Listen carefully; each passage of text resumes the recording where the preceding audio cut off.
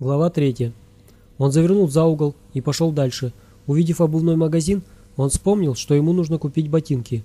Крыльцо магазина было завалено желтыми кленовыми листьями. Безукоризненно одетый продавец с нашитой на рукаве эмблемой магазина дежурно улыбнулся, выслушал его и, нацарапав что-то гвоздем на обнаженной запястье левой руки, исчез за прилавком. «Может быть, эти?» — с восторгом спросил продавец, поставив на прилавок картонную коробку. «Последняя модель». Ботинки были действительно хороши. Черные без каблука, но на плотной широкой подошве они были усыпаны брошами и производили впечатление солидности и прочности.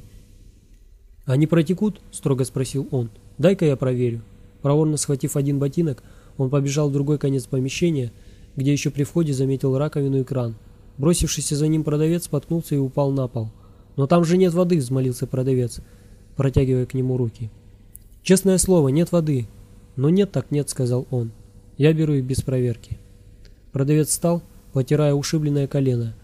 Он с удивлением заметил, что тот совершенно не запачкался, хотя пол в магазине был покрыт натасканным несчетным количеством ног раскисшим грязным снегом. Он сел и, сняв свои старые туфли, связал их шнурками и, раскрутив над головой, кинул их в продавца. Туфли обмотались тому вокруг шеи, и продавец, захрипев, снова упал и, совершив несколько конвульсионных подрагиваний, вскоре затих. Он надел новые ботинки, встал и вытащил из головы запутавшуюся в волосах купюру. Затем вырвал посередине ее клок, наклонился над телом и старательно продел в образовавшуюся дырку кончик носа лежавшего. Случайно взглянув на безвольно лежавшую руку продавца, он увидел на запястье налитые кровью буквы «Рука». Потом он отошел на несколько шагов, осмотрел всю картину в целом и вышел. Пройдя несколько кварталов по направлению к центру города, он почувствовал жажду и зашел в одно из тех многочисленных маленьких кафе, которые, работая в разных режимах, обеспечивали население города кофе и бутербродами практически круглосуточно. Как он и ожидал, в кафе почти никого не было. Единственным источником света было большое, почти от пола до потолка, окно с зеленоватым стеклом. Он прошел к стойке и заказал себе кофе. Обернувшись на звук открывающейся двери, он увидел, что в кафе вошла девушка. Посмотрев по сторонам, она подошла к нему и спросила: «Как мне найти его?» «Это я», — ответил он. «А вы кто?» «Я — это она», — сказала она. «Я люблю его». «Странно», — подумал он, и, разбежавшись с разгона, прыгнул в манящую зелень окна. Падая вместе со звоном разбитого стекла, он услышал, как внутри его зародилось новое сердце. Глава 4. Вечер. На улицах стемнело. Он шел, облизывая разбитую при падении губу, и фонари делали его тень то короткой, то какой-то немыслимо длинной. Редкие прохожие сжались к стенам домов, спеша поскорее попасть своим семьям к уютным экранам телевизоров и удобным креслам с заботливо положенной подушкой. Вдруг он остановился и напряженно прислушался. Где-то вдали слышался лай собак и хриплые крики: «Он! Он! Он!». Он почувствовал, как вместе с холодным вечерним воздухом ужас заполняет его грудь, и заметался по улицам в поисках такси. Наконец одна из машин остановилась. «А цветы есть?» – спросил шофер, недоверчиво оглядывая его разбитое лицо и разорванные брюки. «Есть, есть, быстрее!» – задыхаясь, проговорил он и сел на заднее сиденье. «Домой!» Шофер ухмыльнулся, обнажив десны, и машина развернулась и поехала по ночным улицам.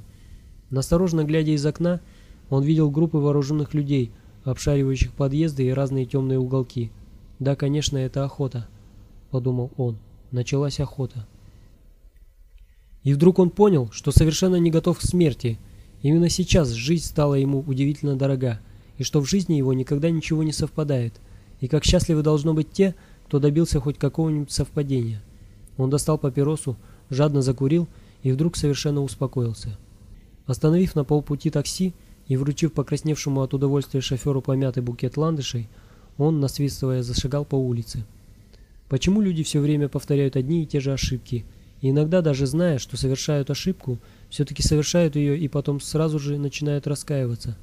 Почему весь практический опыт, накопленный человечеством за тысячи лет развития, в результате оказывается никому не нужным хламом, размышлял он, рассеянно глядя по сторонам. Глава 5. Все, кто шел ему навстречу, были совершенно пьяны. Смех и икота душили их, слезы заливали их веселые глаза. Они шатались, падали, с криком хватали друг друга в объятия. Некоторые тут же на земле засыпали. За ними внимательно следили собаки-спасатели. Если кто-нибудь падал в слишком глубокую лужу или на трамвайные пути, одна из собак выходила из своего укрытия и оттаскивала спящего на более безопасное место. На ошейниках собак тускло поблескивали жетоны народной дружины. Проходя мимо слабо освещенной телефонной будки, он вдруг заметил в ней какую-то странность. Рывком оттащив прислонившегося к ней спящего человека, он открыл скрипящую дверь и увидел на телефонном диске вместо цифр буквы и геометрические фигуры.